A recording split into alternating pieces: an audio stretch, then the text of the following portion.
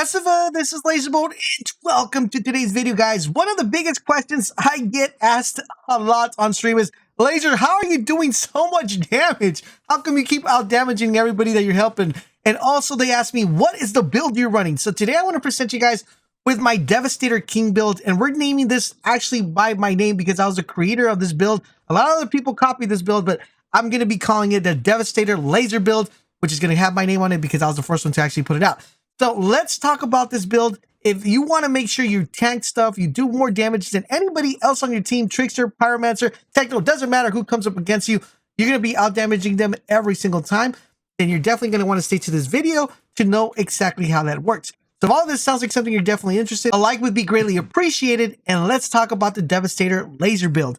So real quick off the bat, guys, you're going to want to make sure you pay attention because I'm going to tell you guys the secret sauce to this build on how I do and why I do what I do when I do it, because you're going to have to know when to actually do the stuff to actually make this build work.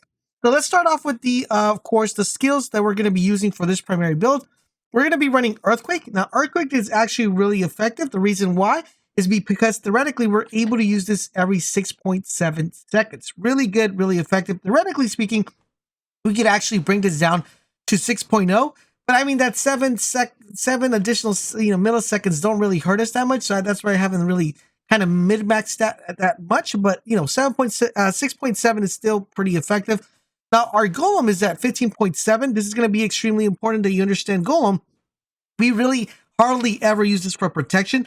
The majority of the time we're using Golem is just to buff our abilities, and I'll explain why that once we get into the skill tree, and then towards the end I'll explain how you want to do these in successions.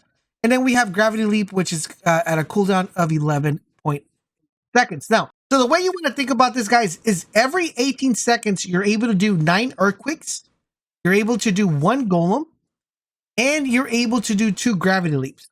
So that is pretty crazy. Now, the reason I said that is because we have to include Golem in here. If we didn't have to include Golem, every 12 seconds, you would be able to do 6 Earthquakes, 2 sets of Gravity Leaps, plus your melee, and plus your Golem when that kicks in.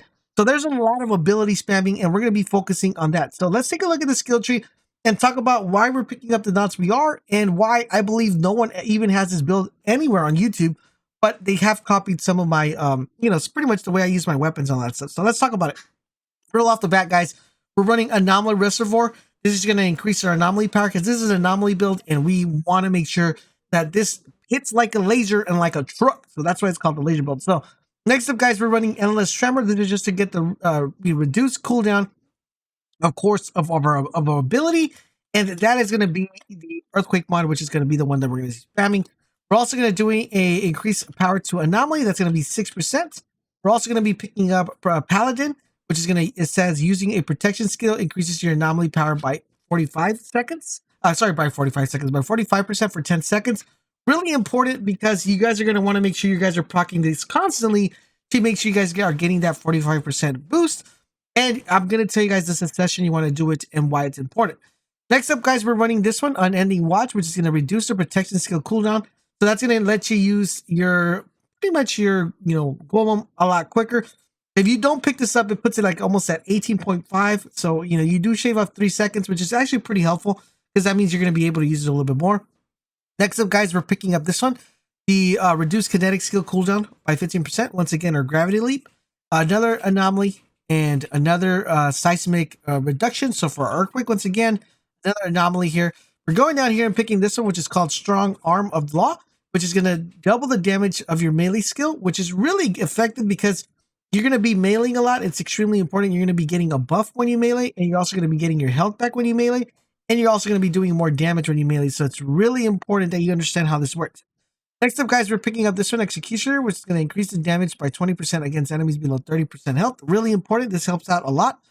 Next up, we have increase your anomaly power. We're going dropping one, bleeding effect on enemies deal 30% more damage. And this is the main reason we want to pick this one up, which is you're healed for 25% of bleed damage, which is extremely important. That's where we're getting most of our health back and how we're able to tank the majority of the stuff. Next up, guys, we're getting another increase your skill leech by 6%. So that means every time we hit someone, we're going to be getting health back. We're picking Protected by the Anomaly. Increases your armor bonus by 40% of your anomaly power. Really important because the more anomaly power we get, the more we have it. Now, remember, this is going to go up when we apply this one. It's extremely important. Whenever you go golem, that's going to kick in as well, because it's going to give you more anomaly power. So it's going to be 40% anomaly power, and this is going to stack up with 45 per second for 10 seconds. Next up, guys, we're getting this one, which is going to increase your armor by 20% resistance by 20% for 10 seconds. So your armor and resistance are getting increased. We're picking up bleed effect on enemies, deal 30% more damage. Theoretically, you don't have to pick this one, but I feel it synergizes perfectly since we are applying bleed every single time. It's good to have that mitigation damage right there. We're also picking up increase your resistance piercing by 15%. Theoretically speaking, you wouldn't have to pick this one up.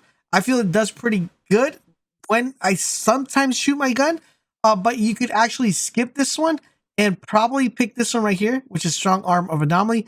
So this is going to, when you class melee, you're going to increase resistance piercing for each enemy hit for 10 seconds, which is theoretically what you're going to be doing here. But I mean, that's just kind of, I'm going to leave it up in the air up to you guys, because this one doesn't really help us much at close range damage.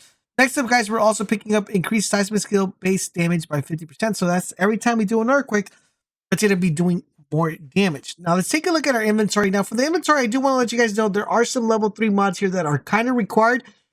Don't need them to get to CT13. You could actually get all the way to CT13 and have all purples and still do CT15 content as long as you have the proper mods. You don't need them all the time. So let's talk about what we're using here on this particular build. Now the weapons we're using 2 of these. We're using the Death Shield, which is extremely important because from the Death Shield, we're going to be picking up this Fortress mod. So that's going to give us a lot of boost because we're going to receive 43% damage bonus based on your armor. So since our armor is kicking in based on an anomaly power, if you guys remember our armor is getting inputted based on how much anomaly power we have. So this Fortress mod is actually taking a big chunk of the damage and multiplying that and giving us even more damage.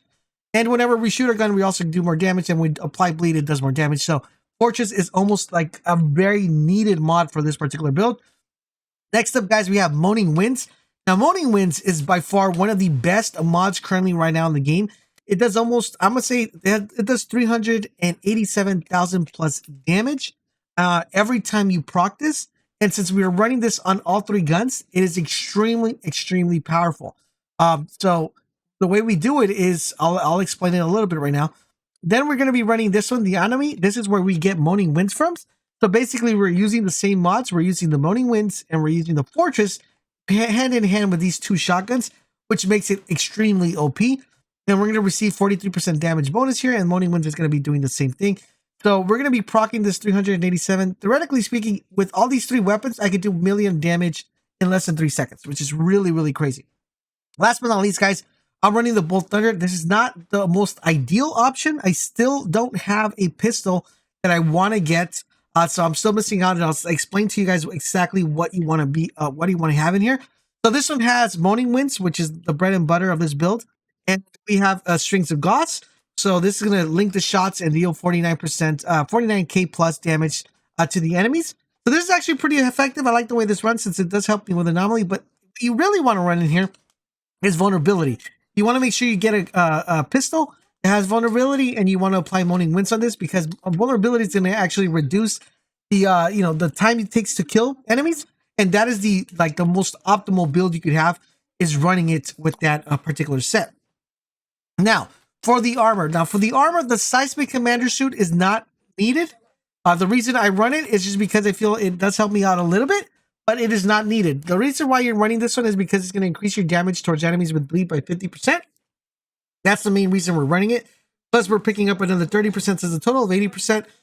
It does help, but it is not needed because when you're doing so much damage with Anomaly, you really don't need that bleed effect.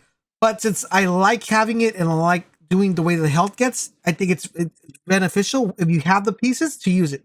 The reason why I say that sometimes it's a drawback is because the helmet and the gauntlets and the boots do not drop with the God Roll attributes, which are these: Anomaly Power, Status Power, and Cooldown Reduction. Now, theoretically speaking, you could probably get away with Anomaly Power, Cooldown Reduction, Skill Leech, which would be ideal because that means you're going to be getting a lot of health when you're using your skill. And since we're using our skill very often, that would be like the God Roll. And the Cooldown Reduction, because the Status Power is only when you're applying bleed, and this is not really a bleed build, it's mostly a ability anomaly build. So that would be the only changes I would do. But theoretically speaking, the god roll would probably be this: anomaly power, status power, cooldown reduction. Now that only drops on 2 pieces, which is the pair of torso, the pants, and of course the upper armor. Now here we are running a couple of bots. We have Untamed Power, which using skill deals 44k plus damage to enemies within a 5-meter radius. The damage is equal to 30% of your anomaly power. Since our anomaly power is the one that's being mostly used here, it's going to be doing a lot of damage. That's a level 2 mod, so all of you should have that one. Then we have Blood Shock.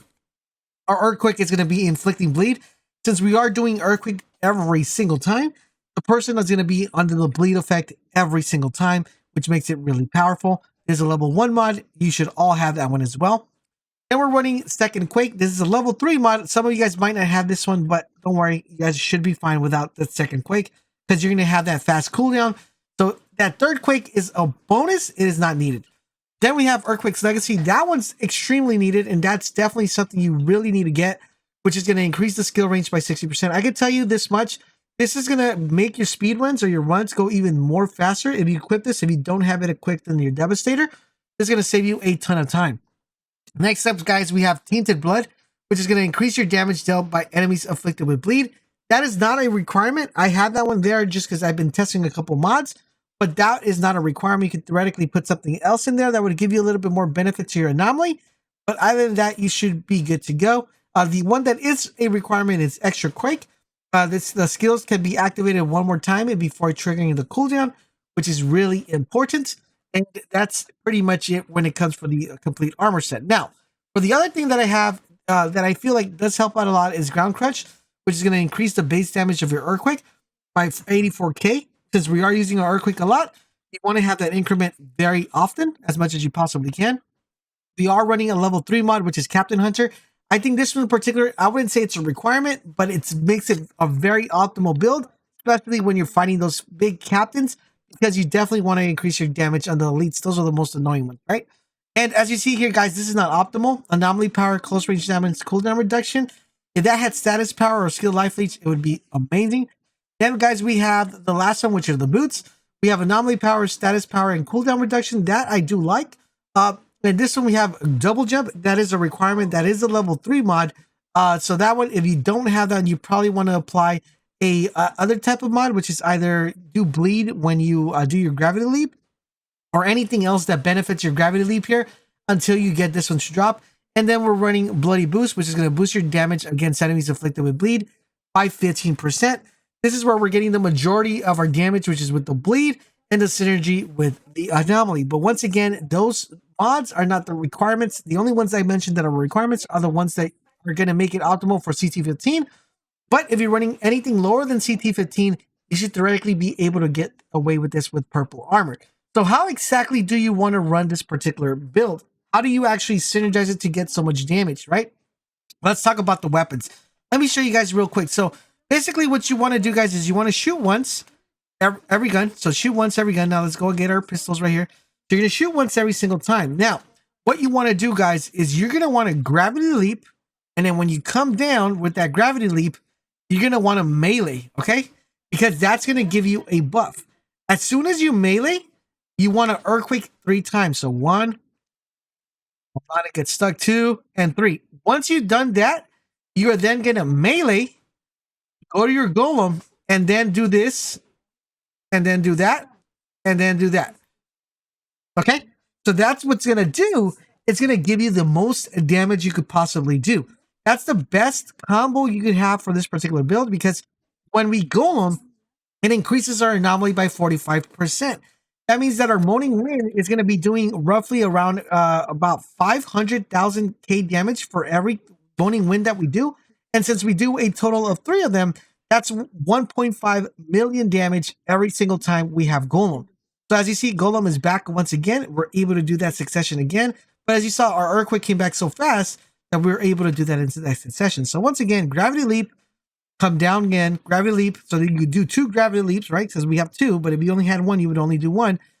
You melee, Earthquake, Earthquake, Earthquake, Golem, then you do the whole cycle, and then, right? And then you do the whole cycle with your pistols, And then your Earthquake is back, so you Earthquake, and then Gravity Leap, and you complete the cycle over and over and over. That's how the succession you want to have for this laser build. I hope you guys did enjoy this video and found it helpful and informative. If you did, do me a huge favor, guys, drop a comment, drop a like, but most importantly, subscribe to the channel, turn on those notifications so you guys won't miss when we go live.